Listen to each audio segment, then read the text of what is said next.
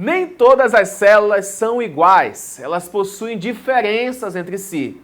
E as duas principais células que existem são chamadas de células eucarióticas e procarióticas. E é exatamente sobre essas diferenças das células que nós iremos falar na aula de biologia de hoje.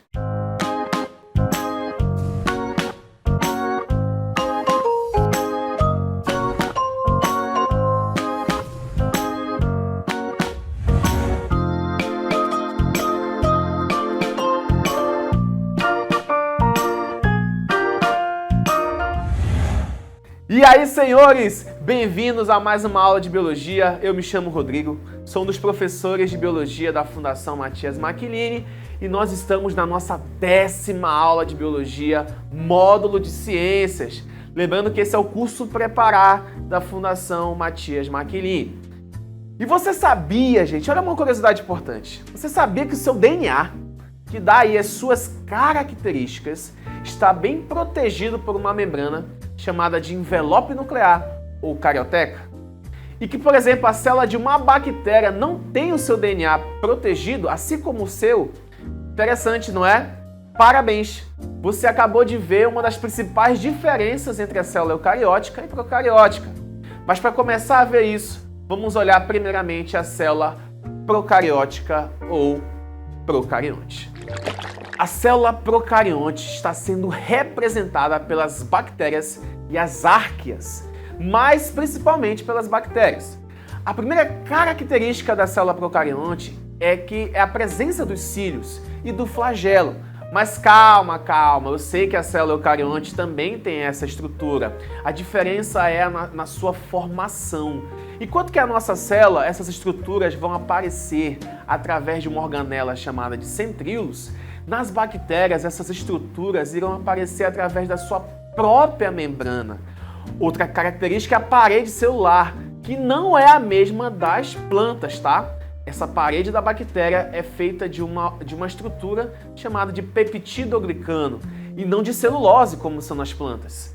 A célula procarionte tem a presença também da membrana plasmática, ribossomos, como em qualquer outra célula.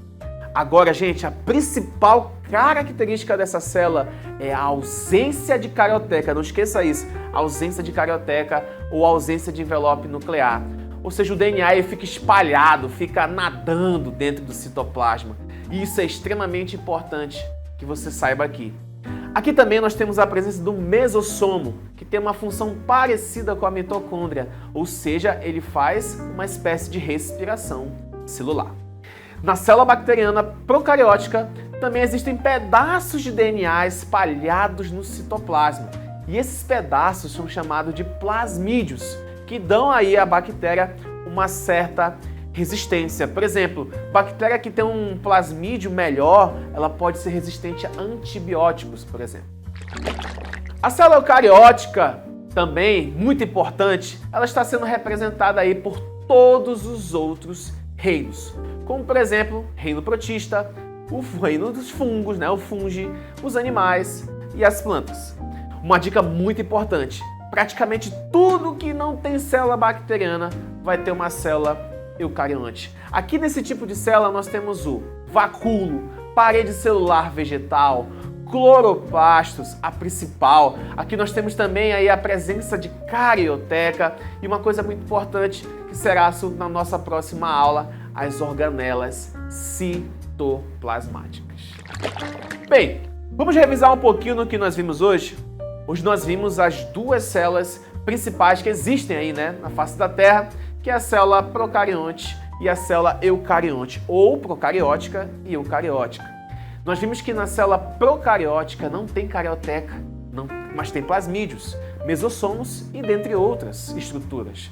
Vimos também que a célula eucariótica tem praticamente tudo aquilo que não é procariótica, como por exemplo cloroplastos, vacúolos, organelas, dentre outras estruturas.